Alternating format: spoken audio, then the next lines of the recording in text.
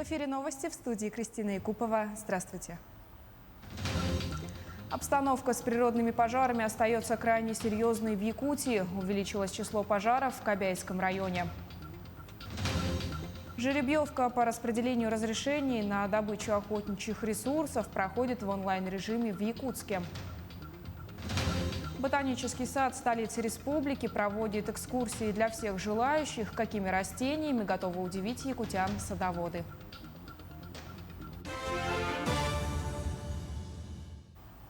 Начнем с брифинга по лесопожарной обстановке. Сколько очагов бушуют в лесах Якутии и как идет борьба с огнем, узнаем сейчас.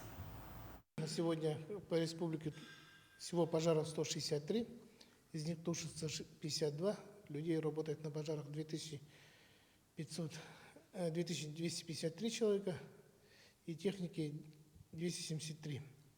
За сутки локализовано 9 пожаров, ликвидировано 3, обнаружено 5 пожаров.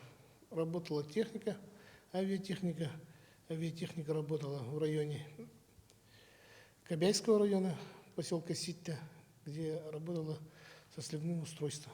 Также вертолеты Минобороны работали в Хангаласском районе, в районе Ленских столбов и в Лёквинском районе по переброске сил и средств в рамках пожаротушения. Также находится на контроле оперативного штаба населенные пункты, которые угрожают пожары. Это Ситта Кобяйского района, поселок Каракы Верхневилюйского и Кюрелях Горного района. Также в свете того, что есть большая задымленность и нет видимости, не работала большая авиация, они базируются в городе Мирном и ожидают, когда уйдут, распогодится. Также самолет-зондировщик не работает в виде отсутствия ресурсных облаков.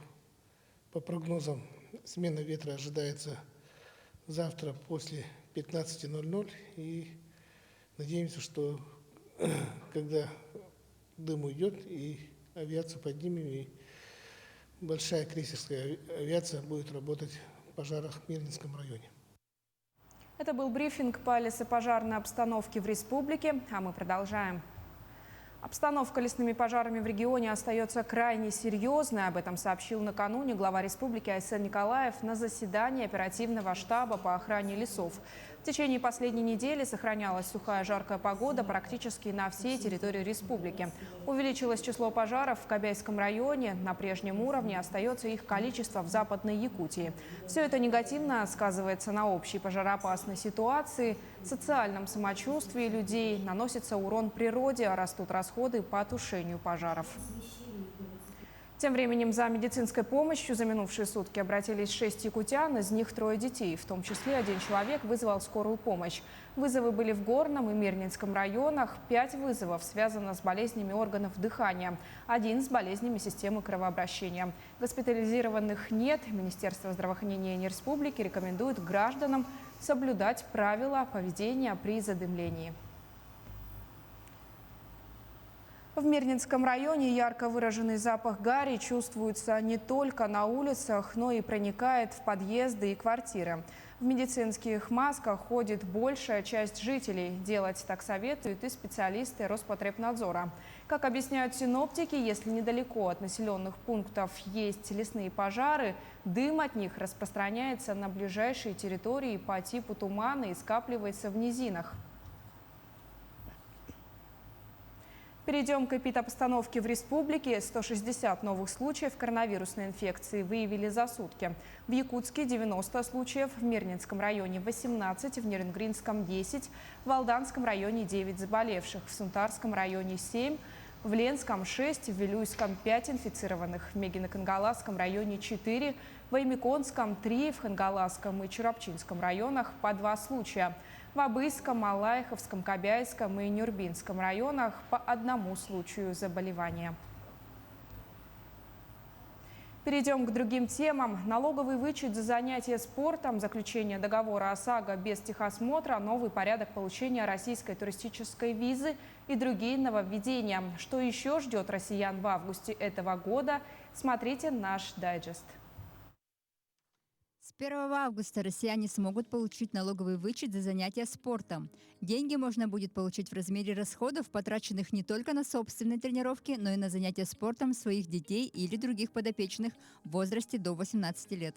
Частично компенсировать транспортные расходы смогут те компании, которые занимаются экспортом сельскохозяйственной продукции.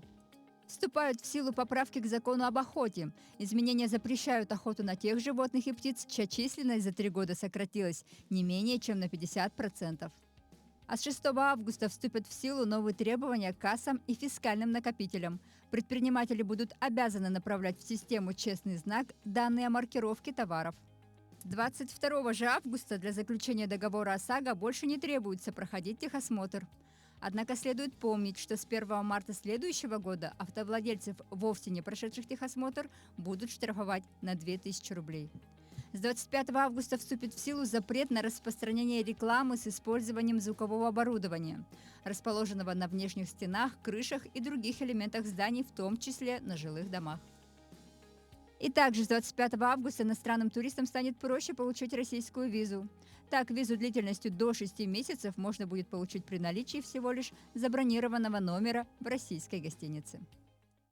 В Якутске проходит республиканская жеребьевка по распределению разрешений на охоту лимитируемых видов охотничьих ресурсов. Раздачу лицензий Министерство экологии и природопользования совместно с Министерством инноваций, цифрового развития и инфокоммуникационных технологий второй раз организовали с использованием электронного генератора случайных чисел. То есть номер заявки становится лицензией на охоту. Всего поступило около 22 тысяч заявлений. Это в 2 раза больше, чем в прошлом году. А методом новой технологии распределилось 35% от общего количества разрешений на добычу охотничьих ресурсов, то есть 1646 квот. Нашей ведомственной программы «ВИС Охота». Эту программу мы разработали совместно с Министерством инноваций. И программа прошла все стандарты защиты, в том числе стандарты Федеральной службы безопасности. В результатах отображается номер заявления, которое есть в личном кабинете у каждого заявителя. И заявитель ищет свой результат по номеру заявления. Результаты мы выставляем сразу на нашем сайте. Также будет онлайн-демонстрация всей жеребьевки с показом результатов. И все результаты будут направлены в личные кабинеты заявителей. Строительство спортивных объектов к играм «Манчары» планируют в Татинском районе Якутии.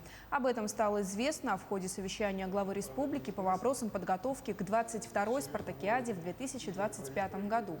Предлагается капитальное строительство ряда объектов, в том числе стадиона с трибуной на 1000 мест и беговой дорожкой, многофункционального оздоровительного спортивного комплекса, ипподрома и лицея имени Мардинова на 450 мест с интернатом на 100 мест в селе Итыкюэль.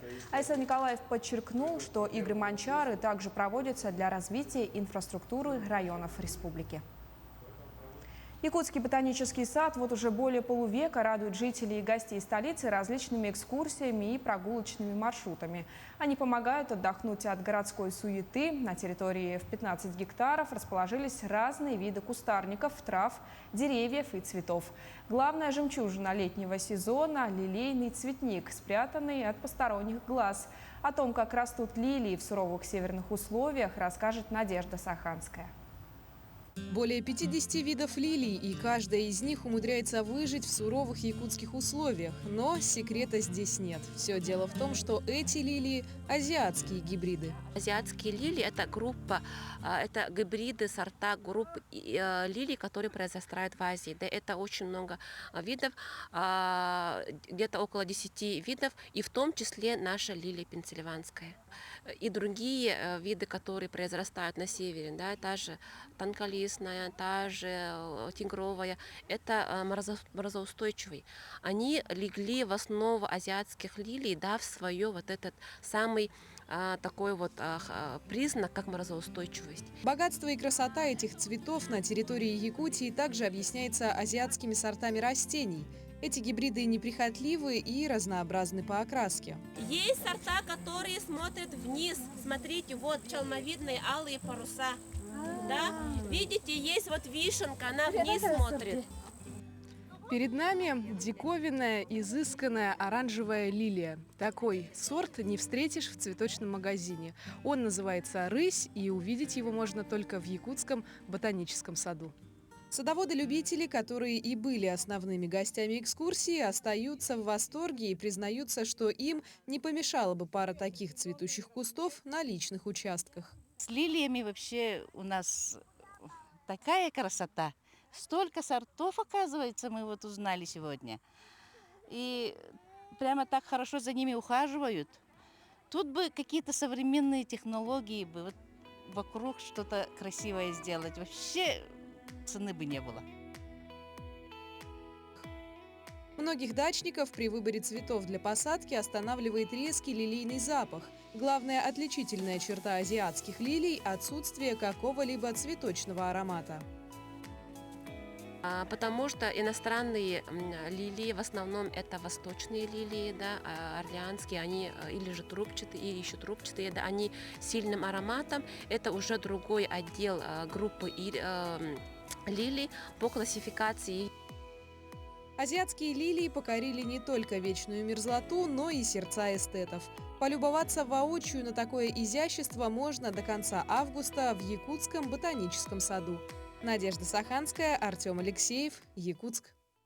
На этом выпуск подошел к концу. Оставайтесь с нами, мы следим за развитием событий.